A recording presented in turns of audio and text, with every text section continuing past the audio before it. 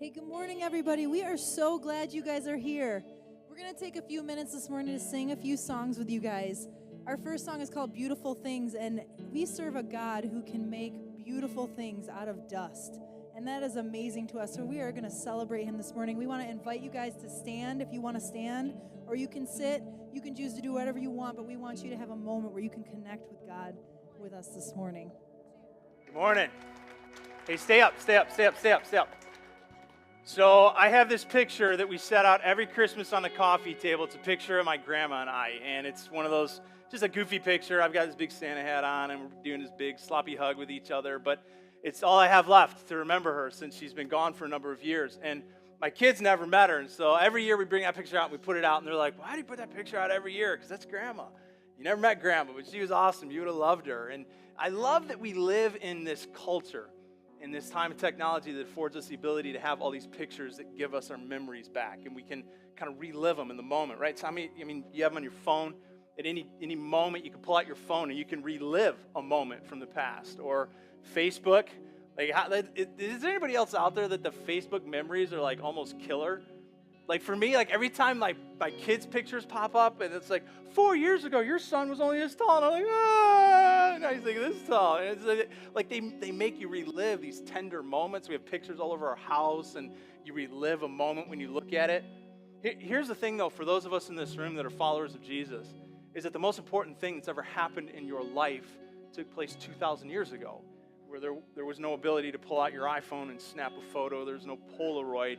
And so how do we take a picture of the moment that the God of creation allowed himself pinned to a tree because of his deep love for you, his deep love for me? Like, how do we look back at that? So Jesus, in one of his last moments with his disciples, the last dinner they ever had together, he pulls out at one point just a piece of bread. It was the elements that they had. And then he takes the wine that they had at the table and he makes a moment out of it. He makes a picture out of it. And he says to them what they don't understand in that moment, but they would understand in the days to come. He says, this bread that I'm tearing for you is my body that's broken for you in the new covenant. And then he takes the wine and he pours it and he says, this is my blood that's shed for you. So one of the things that we're going to do this morning is going to be a little bit different if you're a regular here at Paradox. When we do communion here at Paradox, we usually do it in response to the morning. So we do it later on. Today we're going to do it in preparation of the morning. And so we're actually going to go into communion in the next few minutes throughout the close of this last song in the set. And the reason I want to do that is because a few reasons. One, for us, communion is that picture. It's our ability to pull out a Polaroid. Like this is every bit as much as when they poured this juice this morning and ripped up this bread or pita or whatever it is. This is the Polaroid of Jesus having done that for us. This is what we have to look at and remember what he did when he climbed up on that cross. And when with his arms spread, he choked out the words, it is finished, it is finished, it is finished. And so here's what I want to invite you to do this morning is as this next song starts is to come up to this table. And so I don't know your background, and I'm not sure what you're used to when it comes to communion, but here's how we do it. We've got the juice up here. It is not wine, it's juice. And we have the bread up here. You just walk up, you dip it, and you have a moment up here. And you might go, well, I'm not a member of Paradox. We don't do it that way here. If you consider Jesus Christ to be your Lord and you're attempting to follow your life after him, then this moment is for you. This table is for you. If this is your first time here, you're welcome. If you're not ready for that and you're like, it's not my thing, or I'm just kind of checking this thing out, I'm not sure there is a God, there's no shame. One of the things about Paradox that we have done in starting this place is to make it a place for people like you that aren't even sure yet if there's a God. And what do you do with him? And who is he if there is a God? And how do I approach him? And so if you want to just sit there and kind of watch this moment, no shame. Just go ahead. Do that. That's for you as well, just to sit. But if you want to be a part of this and you want to step up to the table this morning, we invite you to do that as well as we remember what our great God did for us when he gave his life on our behalf. Good morning. Y'all awake? Well, you tried. I mean, I'll give you A for effort there. No, you're not. Hey, do this. Stand up, shake a hand, say hello to somebody near you. You're like, I hate doing that. Do it anyway. Say good morning, say hello. I'll do it too, because I don't like doing it either. Morning. Hey, man. Morning. Morning. You better pay attention today. I'm good.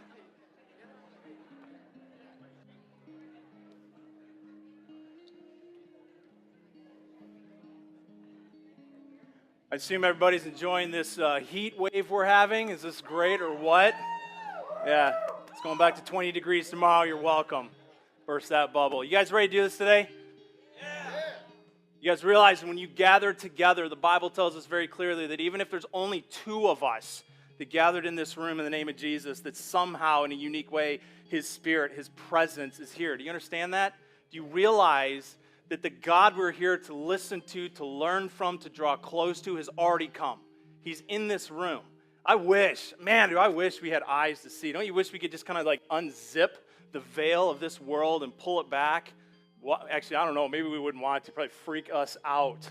But I wish. I don't know where He's sitting. I don't know what seat He's in. Is He in an empty seat? Is He in your seat? I don't know where He's at. He's just everywhere. Like, God is here. I don't know what you showed up for today, but here's what I know. He showed up, and He showed up to meet with you. Like, I'm not even sure there's a Him that exists. That's all right. He knows you do. He believes you exist, and He's here to speak to you. So here's what I'd love you to do. If you've got a Bible, would you grab it and open it up to a book called Corinthians? There's two books called Corinthians, 1st and 2nd. I want you to go to the 2nd.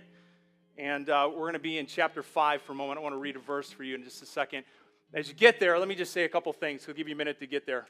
It never fails. Every Sunday I get somebody that tells me, you get to the verses too fast. You got to slow down. I can't get there. That's because I have the convenience of knowing where I'm going ahead of time, and I put paper clips in my Bible so I can get there really fast. Somebody asked me, they're like, how do you always get there so fast? This is my trick of the trade. Now you know. Some of you don't care. That's all right. All right, here we go. Actually, you know what? Let me say this first before we get into this. One of the things that I love about being the lead teacher here at Paradox is that every week that I spend time preparing to get up here and talk to you, I find that I have my own personal moments where God is also teaching me. Like, I hope you know that of me. I don't stand on the stage seeing myself primarily as a teacher as much as a student. Like, I'm up here learning as well. And I get this incredible experience where every week, like, I have to, because I'm coming in here to talk to you. And so as a result of that, like, I feel like God starts to speak to me, and personally, I'm assuming He does probably some of the same types of things, the same ways He does for you. Like, sometimes what I get from Him out of what I'm preparing to say to you is comfort. Sometimes it's correction. Sometimes it's clarity, but I'm sure it's similar to you. And then there's weird weeks like this week. It's not the norm for me, but there's weeks where I actually, if I'm honest with you, I struggle to get to this point in the week because I have these moments, and I had one this last week where I feel like in the content I want to share with you today, I feel like God just kind of stopped me in my tracks at one point and took what I think He wants to say to all of us and began to already say it to me in such a deep way that I know God's trying to get my attention right now. And I'm not entirely certain to the end of what yet, but I have a sense that I think it's important. And so I guess what I want you to hear from me is that when I get up here on Sunday mornings, I am not immune to the impact that I hope happens for all of us as God's Word and start to talk. Do I keep going in and out? Yeah? All right. I just thought that was my ears going in and out, and I was going to freak out for a minute. I'm not immune to the impact that I hope happens when I get on this stage and open up God's Word. And this is one of those Sundays where I feel like there's a part of me that's like, I would love to just be out here. Like, I'd just love to be here today. Camera guys hate me when I do this. I would just love to be listening to somebody else because I feel like, there I am, I feel like I need this today. And I feel like God's trying to say something to me today. And so part of me is a little nervous too because feeling very much like a student this morning, I'm asking God all week long, don't let me get in the way of what you want to say to all of us then. Because I feel like I am learning it and hearing it as much as I hope we all will this morning.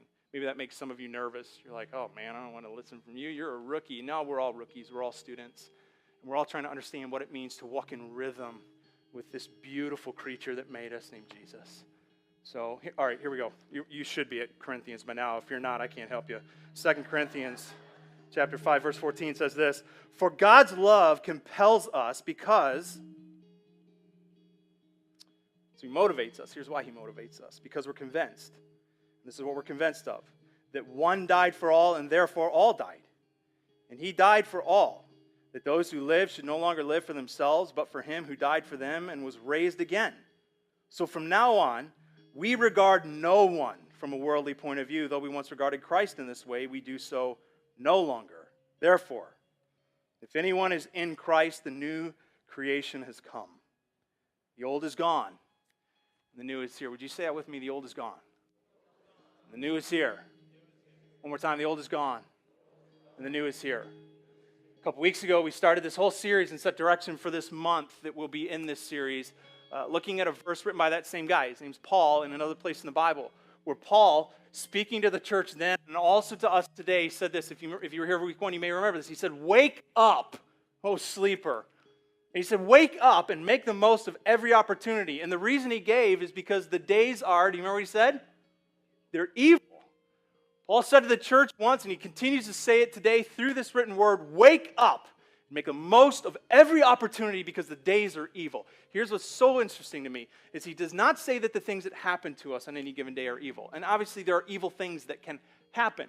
But he doesn't say wake up because things that could happen to you on any given day are evil. He says the days themselves are evil. He ascribes a nature to the days.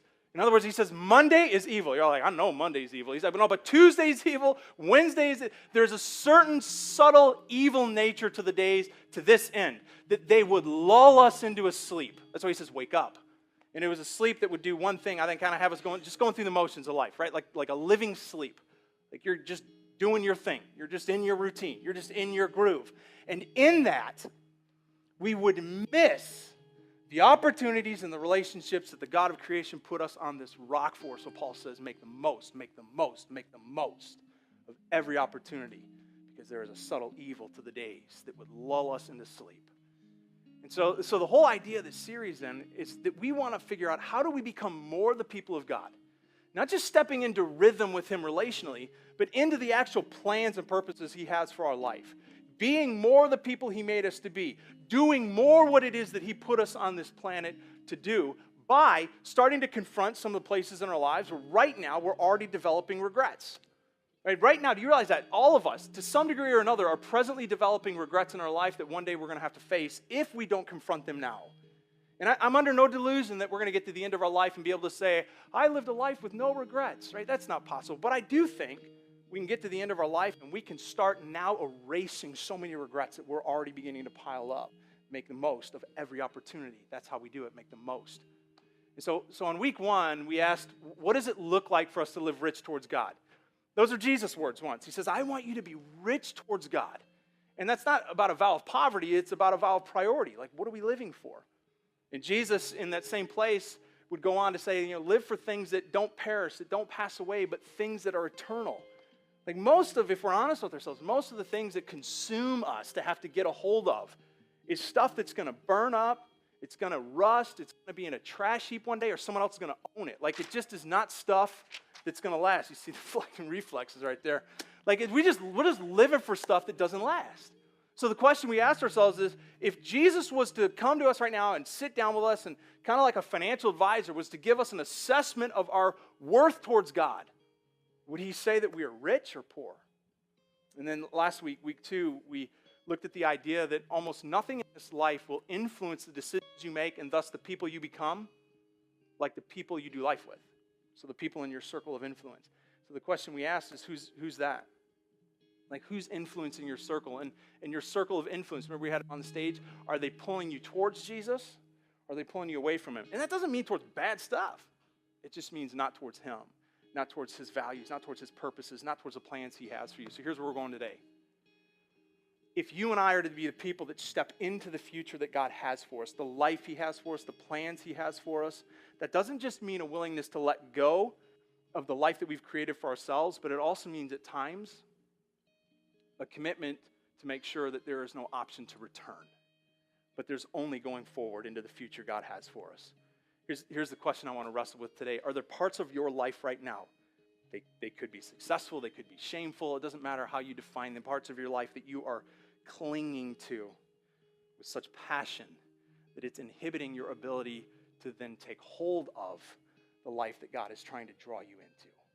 So I asked you on week 1 to pray a very simple prayer throughout the course of this series, each day of this series, so about a month, that you would pray. That's very similar, put up on the screen, very simple, very short, but it's just a way to try and align our hearts with God's heart. And so this is what it is. Jesus, cultivate my heart to care about the things you care about and to let go of the things that you don't. So here's what I want to do. We did this last week. We're going to do it again today and then next week as we wrap up. Would you just take a moment? And even if you've already prayed this today, would you do it again? And here's what I want you to hear as well. If you're here today and you're like, I don't really consider myself a spiritual person, religious person. I don't do the church. I'm not even sure if there is a God. That's all right. You can still pray. As a matter of fact, I think God's ear is tuned into you.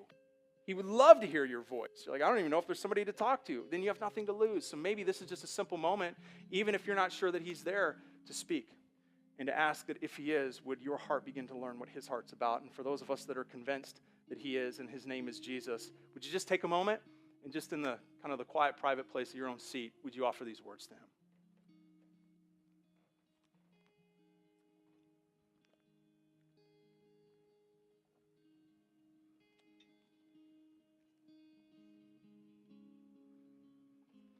So, Father, these are a lot of people in this room right now that are offering up this prayer to you. That you would teach our hearts to care about the things that you care about and to remove from our hearts the things that you don't, that so easily seem to occupy us and overwhelm us.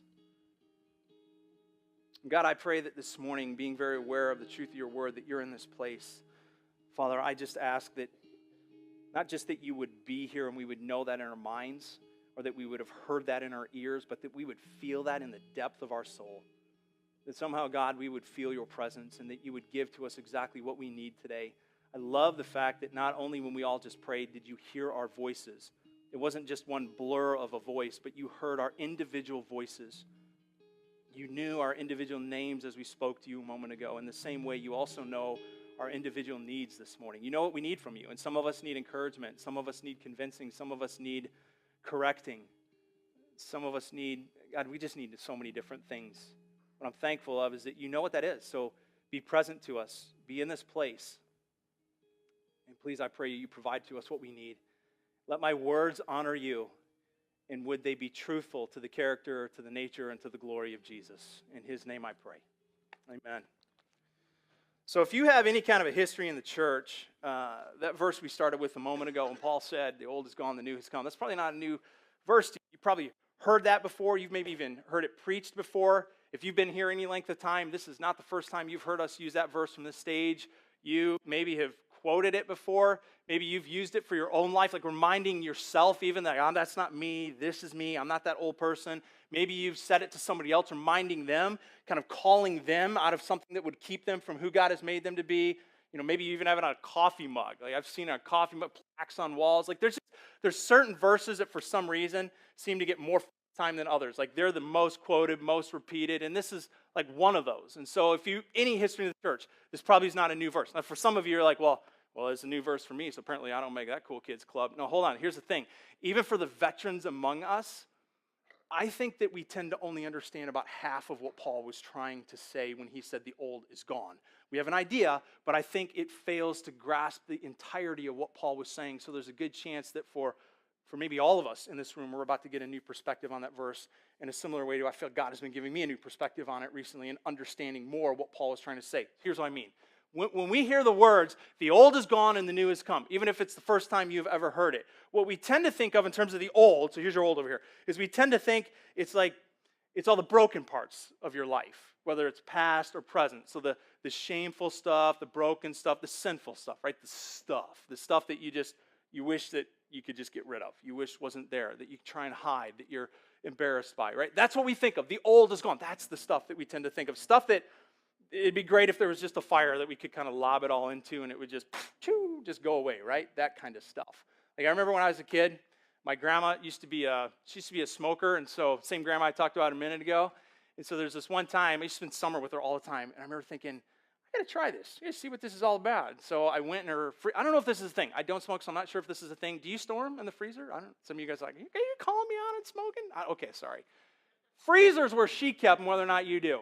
So she kept them in the freezer. I snuck into the freezer. I opened up a whole carton. Then I opened up an individual package. And then I took a cigarette. I went outside. And I had a miserable experience because I burned my lips. Clearly had no idea what I was doing.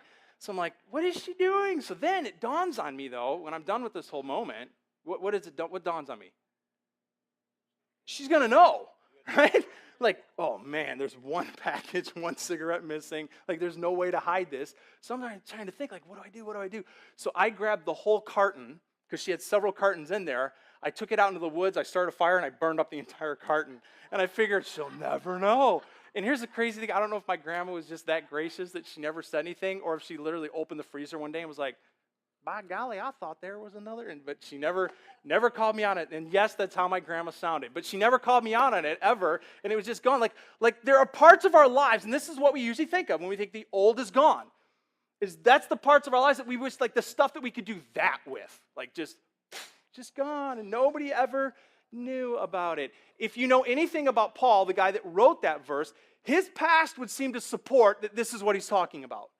His past would seem to support the idea that when he says the old is gone, that's all he means. Is that like sinful, shameful part of our history? Because frankly, this is a guy that had a lot of past to burn. Now, I had this visual this morning that I wanted to use. I was all excited about it to try and make the point that I'm trying to make right now, and I shared it with our creative team, and they were like, you cannot do that in the building. Like, whatever. So instead, we went out to a location and filmed it, but I want you to watch this to try and get the point I'm illustrating. So one of the most interesting guys in the Bible is a guy named Paul, because when Paul enters the story of the Bible, he is a complete scoundrel. And when he exits the story of the Bible after having breathed his last breath, he's a complete saint. And the transition from scoundrel to saint, it didn't happen easily. And it didn't happen without a lot of things in Paul's life being left in the past. That's why in one place in the Bible, when Paul talks about the fact that in Christ, we are a brand new creation, and that the old us is literally gone and the new has come. When he says that, probably nobody like Paul can speak with the authority that he did on that very subject, because Paul is a guy who had a heck of a lot in his past. Paul's a guy that had a lot of red in his ledger. And when he talks about your past being gone, new creation, the old being gone, like this isn't a guy that had one page of stuff that he had to leave behind. This is a guy who had a book of stuff. Prior to coming to Jesus, this was a guy that hated Christians, murdered Christians, literally drugged men and women out in the middle of the street in front of their children and ordered their execution. I think that's why another place in the Bible, when it talks about our transformation, it talks about it with such severe language as saying things like we are refined by fire. The Apostle Peter once talked about that, and maybe he uses imagery like refined by fire because nothing quite like fire has the ability to both destroy and at the same time, it even has the ability to bring life. When Paul said, I have left the old because the new has come, that wasn't just figurative. That was the fact that there were things in Paul's life that he knew Jesus had not just changed, he had taken away. See, part of what it means to follow after Christ and to really give yourself to him is that you have got to learn to leave things in your past that he's taken from you and transformed. And sometimes we're our worst enemies by bringing those things back up, continuing to think like we are those people still, and continue to live with a sense of regret of what we used to do. And one of the things that we have to do is let those things be in our past. And then sometimes we have to learn how to take some of the things that are currently in our present and make them our past, allowing God to do his good work of refining us by the fire of his Spirit.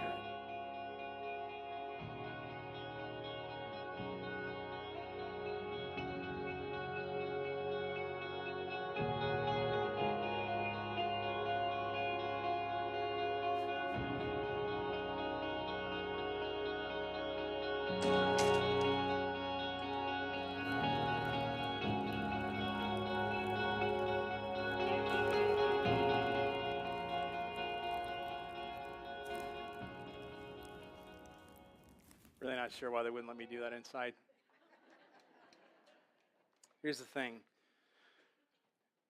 When Jesus hung on the cross and through his fluid-choked lungs breathed out the words, "It is finished," that was as much a reference to the fact that he was moments away from breathing his last human breath as it was a reference to the reality that every man, every woman, and every child who would ever put their faith and trust in him would experience the salvation that he offered that would change them and finish its work in them. And what I love about this is when he hung there and said, "It is finished," he didn't say it's finishing, it's gonna finish. In other words, it's not in process, it's done, done, done. The old is gone. The new has come, gone, come, done, finished is what he says. Listen, for some of you, maybe even in this room, you're like, well, my old still seems like my present and I'm walking with Jesus. Then that is only because you're still holding on to it. Because in his eyes, he forgave it, he cleansed it, he burned it up, it's done, it's gone, and it's finished. That's the part of what we understand when Paul said the old is gone. I just don't think that's all of it. I think there's another dimension to it. Because when Paul says the old is gone, I don't think he was just referencing the shameful parts of his past. I think he was also referencing the successful parts of his past. Because Paul's a guy that, if you know anything about his history, he wasn't just a horrible guy. In his culture and in the area in which he lived, he was actually a pretty big deal. In another book in the Bible called Philippians, Paul gives just a few verses that give a kind of a glimpse into his bio, his pedigree, if you will. This is what he says in the 3rd chapter. Verse 4, he says, though I myself have reason for such confidence, because if someone else thinks that they have reason to put confidence in the flesh, I have more. So just really quick, here's what's happening. There's a debate about basically who's the Hebrew among Hebrews, and certain people are boasting that they've got like more to brag about, like they're better, they've got it more together. And so Paul literally is going toe-to-toe with them, saying, if you want to do this, we can do this, but the truth is, I'll win. I have a better pedigree than you have. I've worked harder. I've accomplished more. I've been more devout. Like, if you want to do this, I have quite the reputation and I'll beat you in it. And so he goes on with a couple of details, not out of arrogance, but trying to prove his point here. And he says, I have more. I can win, basically. Circumcised on the 8th day of the people of Israel, the tribe of Benjamin, a Hebrew of Hebrews, in regards to the law, a Pharisee. As for zeal, persecuting the churches. As for righteousness based on the law, faultless. But whatever were gains to me, I now consider a loss for the sake of Christ. So what you have to understand is that Paul was in his culture, in his era, like I said, he was not just the real deal. He was successful. He was accomplished. He was a big deal. I mean, this was a guy that he says, I was born in the tribe of Benjamin. Like, he literally was a Hebrew of Hebrews. In other words, he was born into the right family, the right surname. He was born into the right neighborhood. He went to the Ivy League school. He ran with the in crowd. He got promoted faster and further than all of his counterparts, and he was well on his way to one day own and run the company. Like, big deal. So what you have to understand when Paul says, my past is gone, the new has come, that is as much a reference to the shameful parts of his past as the successful parts. He's saying, none of that is who I am anymore. I am a new creation. See, here's what we think that God is only up to in our lives sometimes, is rescuing us from the sin and the shame that used to define us. He is rescuing us from all of it. He is completely about redefining who we are and what we live for. Paul says all of it, not just the shame, but the success, all of it's gone. And a new has come. See, what we love is we love the messages that tell us that God's work is just to take the sinful parts of us, and those he will take, and those he will redeem, and those he will transform. And some of us, the truth is, I think that's where we're hung up in our walk with God, is because there are things in our past, or maybe not quite so past, maybe they're more present. We just have the hardest time imagining that God really looks at us with the amount of love that he looks at everybody else, because we know this junk. And so we have this idea, and we have this kind of hold back in our walk with him that he can't possibly want to use me, have plans for me, because I've got this stuff here. And so we're still hung up on this reputation we used to have, stuff we used to do, and we're clinging to it. And so the truth is, yeah, some of us, this is where we're stuck, because we haven't yet really believed that God's going, just give it all to me, give it all to me. It's done, it's done, it's done, it's done, it's gone, finished. You remember that? Finished. But here's where others of us, I think, are hung up, is we think that's all he's trying to ask us to offer up to him.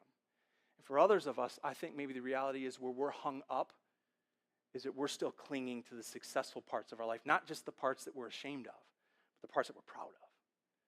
And we're refusing to offer those up to him as well and say, do with it what you will, make me new and transform me. Let me show you what I mean. I want to give you another story this morning to give some context. So if you're still in any one of the passages we were previously, you're going to way back the other direction to a book called Kings. Again, there's two of them, 1st and 2nd. We're going to go to 1 Kings chapter 19. Give you a second here. 1 Kings 19, verse 19. It says this, so Elijah went up from there and found Elisha, son of Shaphat. And he was plowing with 12 yoke of oxen. And he himself was driving the 12th pair.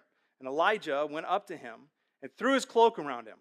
And Elisha then left his oxen and ran after Elijah. Let me kiss my father and mother goodbye, he said. and then I will come with you." "Go back," Elijah replied. "What have I done to you?" Verse 21, so Elisha left him and went back, and he took his yoke of oxen and slaughtered them. And he burned the plowing equipment to cook the meat and gave it to the people, and they ate.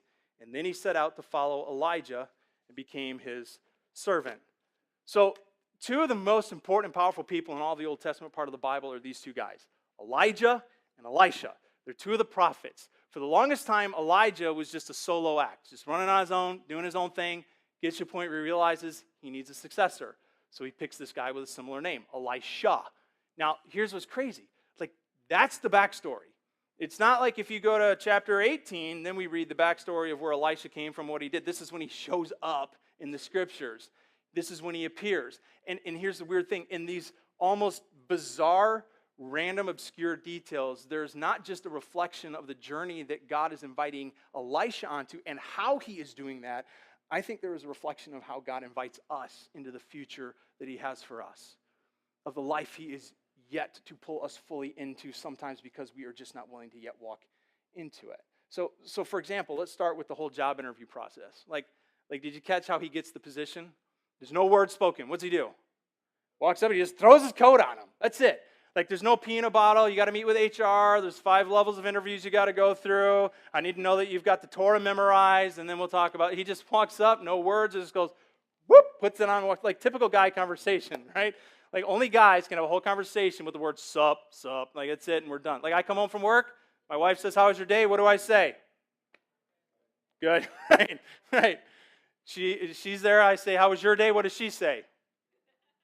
A lot more than good, right? It's just like this is God. And he comes up, and I love this moment. There's something in it for us. He comes up, and he just tosses his cloak on him, and that's all that happens. That's the whole exchange that takes place. Listen to this. Sometimes the voice you are waiting to hear from God, whether that's a voice of clarity or direction you're asking him for or an answer to a question, sometimes the voice you are waiting to hear from God will not come in the form of words out of his mouth. It will come in the form of an opportunity he throws on you.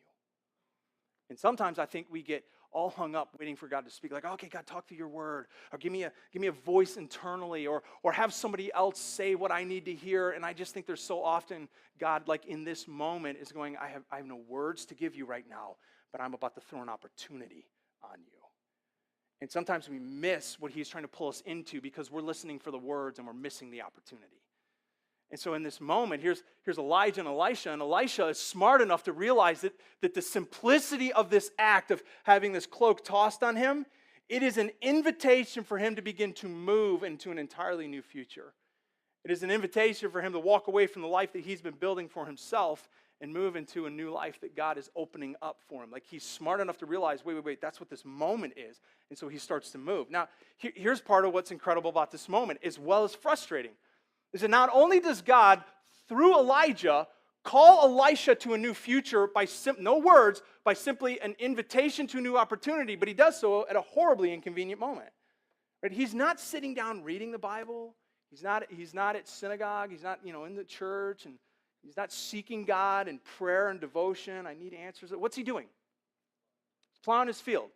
He's at work. So put that, I don't assume any of us plow fields, so put that in your context. What do you do, right?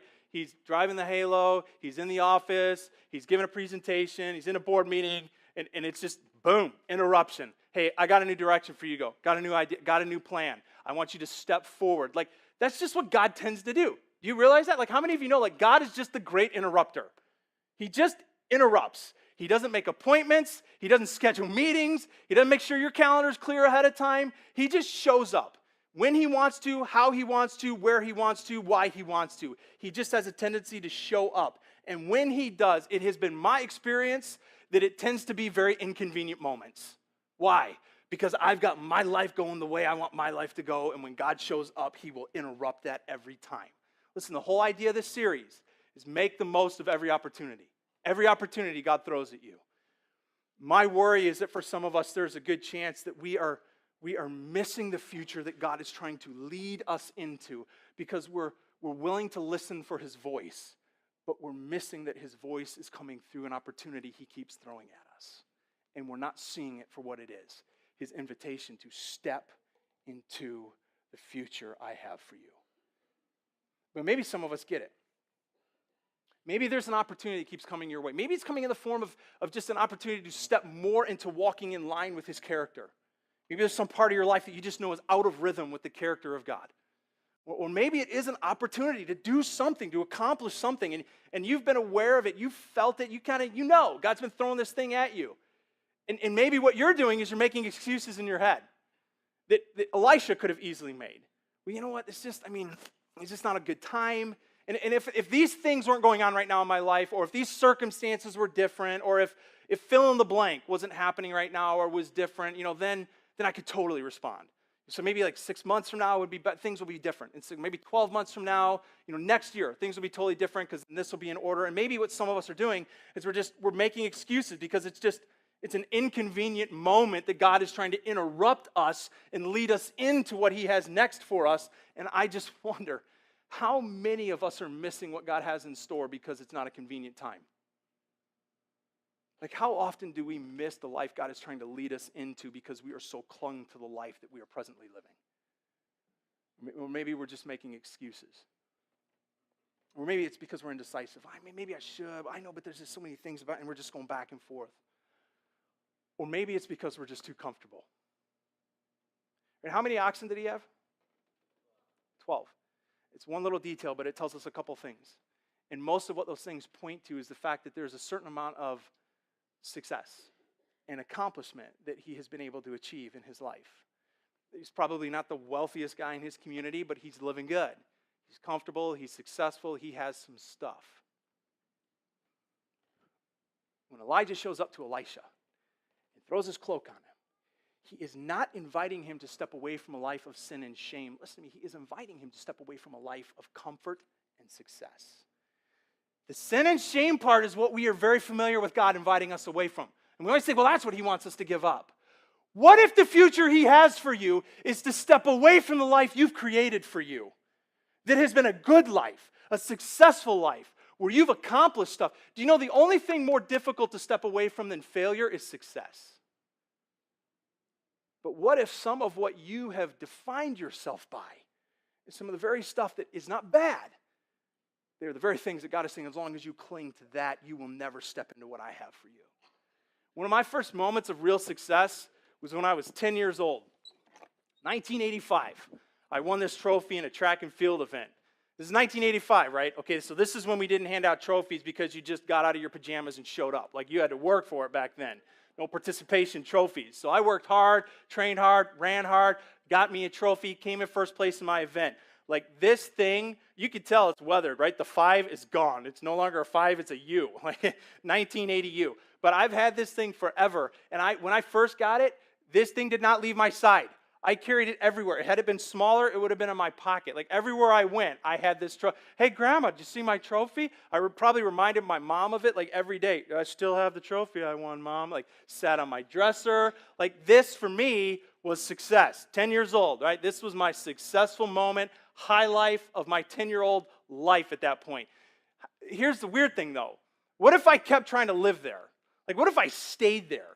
At every future opportunity in my life, what if I just stayed here and turned down the future opportunities because, well, I couldn't move beyond this. Like, I came in first. Did you know? Like first job. Hey, first job as a youth pastor at another church. Well, it'd be great. I'd love to impact teens, but I don't know if you've seen my trophy here. They're not sure. They may call me back to run the event again. This is me. Maybe opportunity to get married. What if I had said to my wife, you're gorgeous, you're incredible, I'd love to marry you, but have you seen my trophy? It's an incredible opportunity to just bask in the glory of my success here. Paradox Church. What if the opportunity to Paradox Church, well, God, I would love to start this church and be a part of this thing, but have you seen the trophy I won years ago? This is what I'm still defined by. And you're like, this is a ridiculous analogy. Absolutely. Nobody lives this way. Or do we? Or do we?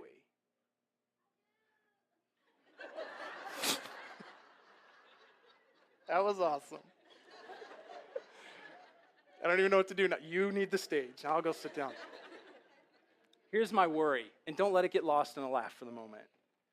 My worry is that some of us are going to cross the line of eternity one day, and we're going to look at Jesus, and we're going to go like this. What I got? You see what I did? Came in first place at 10 years old. And he's going to go, well, that was a great moment. That was a good success. Did you feel the other times I tried to interrupt and throw other opportunities at you? Didn't you feel that pull I put on your heart for that thing, for that opportunity? Didn't you hear the words of your friend that once gave you a vision for your life bigger than you believed was possible?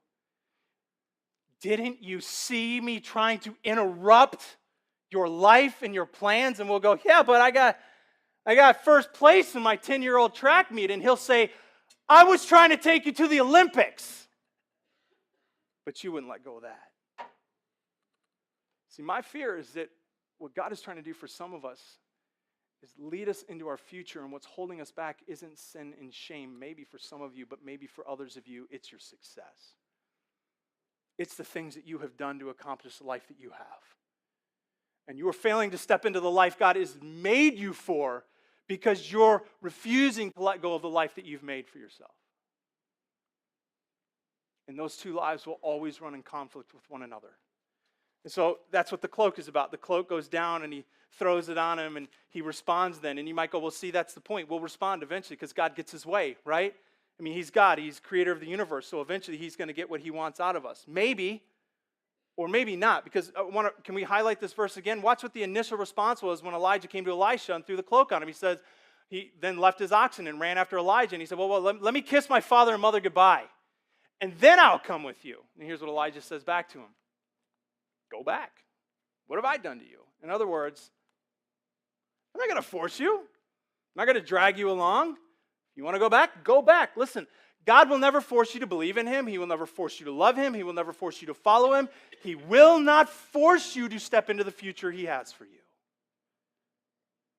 God's opportunities will seldom be a requirement.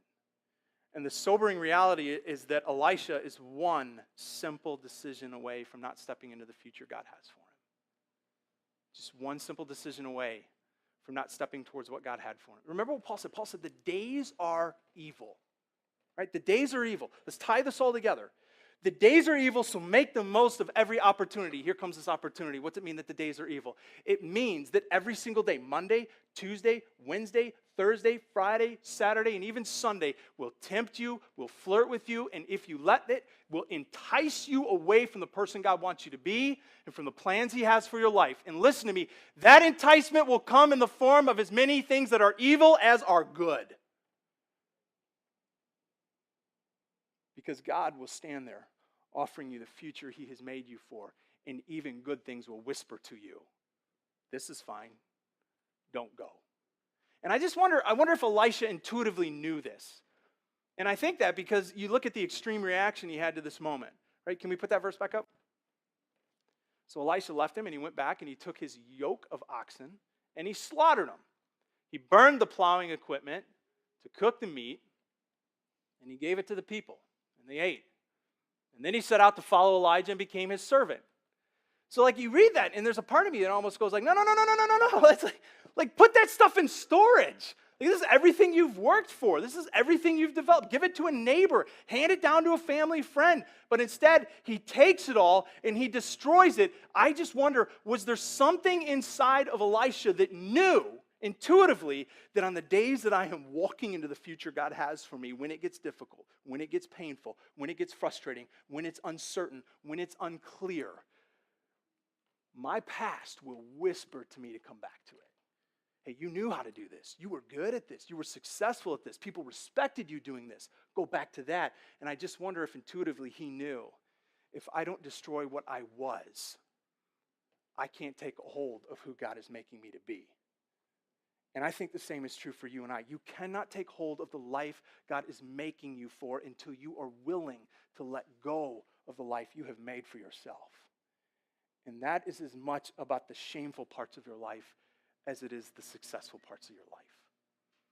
And here's the thing, when you're willing to take that step, whatever it is, and whenever it is, see, God is a God of movement, so he never just has one time. He comes to you and says, here's the cloak, move. Like it's constant, it's all the time. It's in small decisions, it's in life-altering decisions, but it's constantly. And he'll throw those moments at us, and every time there will be a certain difficult nature to him, sometimes more difficult than others. And here's what I know. Whenever it comes, no matter what the level of difficulty, it'll be difficult. It'll be difficult to take that step into the future he's creating you for. But here's what I know as well. It will also be worth it 100% of the time. In my own example, my own life, my wife and I, when we felt like God threw his cloak on us for this church, and this isn't the only time, but this was a big moment. This was a pretty life-altering moment for us in the last number of years when he kind of did the throw the cloak on us. I wanted to move you into a new future. Like, that changed everything for us. And at that point in our lives, like, we had created a really good ministry at another church, a really good life. It was stable, it was comfortable, it was predictable.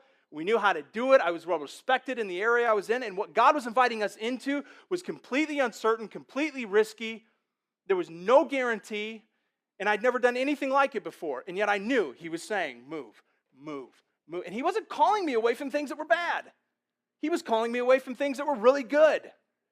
And when he did, it messed with everything in our lives. It messed with our relationships, with our money, with our stuff. It messed with all of it. Even had a friend of mine that asked me at one point, what's your backup plan? Like, if all this thing doesn't work, this whole paradox thing, if it doesn't work, what's your backup plan? I was like, should I have one? I'm like, I don't really have one. And this is literally what I said to him. I'm absolutely convinced God wants me to do this. So if it doesn't work, it's kind of on him, and he's going to have to figure it out. He's got to have the backup plan. And he looked at me, and he says, well, this was the guy I deeply respected. He looks at me, and he goes, well, that's stupid. I'm like, oh, so I guess you won't be one of our supporters. And I'm like, maybe it is. Maybe it was stupid. But seldom will taking that step towards what God has for you make sense. It won't make sense to you. It won't make sense to the people around you. The timing won't make sense. The intrusion won't make sense. Maybe the very nature of what he's asking you to do won't make sense. And there will be a difficulty to it. And I promise you, while it will be difficult, it will always be worth it. It will always be worth it. And here's the thing, though. Please hear me. I know my wife and I are nothing special. That's just my story. That's just one moment, one experience. And I know it won't be the last time God calls me into a step like that. But that's just one moment for us. I am thoroughly convinced that there are stories way more incredible than that sitting right here in this room right now. The only difference is you're still holding on to the life you've made for yourself, unwilling for whatever reason to step into the life God's been making for you. That's the only difference. For some of you, God has got something waiting that you just haven't yet taken hold of. Here's what I want us to do this week. You know, I usually give you application, and this has been a series where I've really given you one or two real applications instead of all kinds of fill-in-the-blank stuff that we do a lot of times. You got a sheet of paper when you walked in. Two of them, actually. One is regular. It's got notes and stuff on it, but here's the other one. It just says burn list on the top. Can everybody grab that? Pull it out if you have one. If you don't have one, go ahead and take it from your neighbor. Steal it from them. It's fine. I told you to do so. Don't do that. All right, grab a piece of paper, grab a burn list. Here's what I want you to do. I want you to take a serious moment this week. This is my challenge to you. Is to take a serious moment this week, and I want you to sit down, and I want you to look at this piece of paper, and I want you to have an honest internal moment where you look at your life and ask yourself, what are my 12 yoke of oxen? What are the things that would tempt me to stay in the life that I have made for myself instead of moving into the life God is trying to pull me into? It could be a relational thing, a financial thing, a reputation thing. It could be all kinds of things. And it'll be different for each one of us. It may be more than one thing. It may be a list of things. But I want you to take a moment this week at some time and be honest with yourself. Like, what are those things for you that would keep whispering to you to just live this life? It's a good life. It's a great life. Just live this life. And whatever that is out there, it's too different, it's too foreign, it's too risky, it's too uncertain. Like what is the stuff that would go on here that would be the very things that Elisha burned because they would have kept him in his past? And then, when you have them, here's all I want you to find a place and a way to do at some point this week. Just do what needs to be done with it. Get rid of it.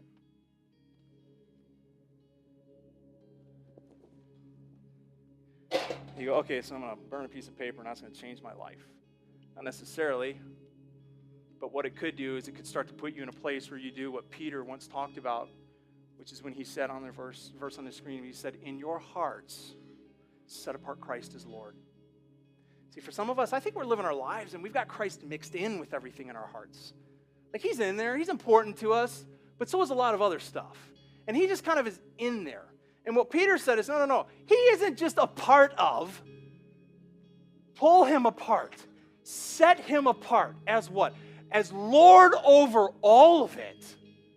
In other words, maybe a simple practice like this would help lead you to the reality that there are things in your life that are Lord that aren't the Lord. And that you need to start to move to a place where the Lord is, will set him apart, set him apart, set him apart. Make him Lord. Make him Lord. Whether it's the shameful parts or the successful parts, it doesn't matter. Make him Lord over all of it. See, these are great things, great moments. And I'm not saying that we shouldn't be proud of things that we've accomplished in life. The problem is, they're only a part of your story. They cannot be a part of your identity. Or you'll never let them go. Whatever they are, you'll never let them go if you make them a part of your identity. When all the while, the God of heaven and earth is inviting you into a new identity, into a new future, and into a new reality. And when you take that step, it's going to be a battle. Right? It will be. It's just, some days it's going to be a full-out fight to step into what God has for you. Some days that fight is going to be against your own fear, and some days it's going to be against other people's opinion. Some days it will be a fight against the draw of the comfort of your success, and some days it will be a fight against the shame of your scandalous moments. But there will be a fight in following after God that you have to stay the course of. My encouragement and my challenge to you is as you step towards what God has for you, you will never regret it. So do not give up. Do not stop fighting, because I promise you this. It will always be worth it. In the end, it'll be worth it. So listen, in all honesty, the words of that song have been lifesavers for me at times. Just fight a little longer. It'll all be worth it in the end. In nearly every significant moment where God has invited me, or me and my wife even, at different times in our lives into a different future, into something new, that has been a reality I've had to cling to. It'll be worth it in the end. It'll be worth it in the end. My prayer is that this becomes a church full of people committed to that, committed to the future God has for them over the life you've created for yourself. So this morning, there's a couple things I want to remind you of as you walk out of these doors. There are some ways for you to get involved and connected that we still want to push, and small groups is still going on. By the way, I don't think I mentioned this earlier. We had last week was the first day we opened up this semester of small groups. We had the highest amount of enrollment in small groups last week than we have ever had in the history of our church on the first day. So I think that's exciting. I think that says something about us as a community continuing to draw together, that this isn't just a Sunday thing. It is a community thing. And so I hope if you didn't have a chance yet to check out a group and investigate one that would work for you, that you go back to these tables out here and you'll do that. If nothing else, you'll get a free cup of hot chocolate out there with all the fixings on it. I was also going to tell you about the Buck Dinner that we're doing in a few weeks, but sadly, we just sold out of our last couple of tickets during this service. So unfortunately, that is closed. If you didn't get your ticket, we'll try and see what we can do. If you really were desperate to want to go, come talk to me. Bruce probably hates me for saying that right now, but oh well. We'll see if we can open something up or make something work out. But just know this. God's got a future for every one of you. Some of you are stepping into it right now. And I hope that some of you here will realize that there's a future you have yet to step into. And you will begin to find the courage to move towards all that God has in store for you. If we can serve you, if we can pray for you, if we can just listen to you this morning, we have a team of people up front that are here to do just that. For the rest of you, you all are so loved, and we will see you next Sunday. Bye-bye.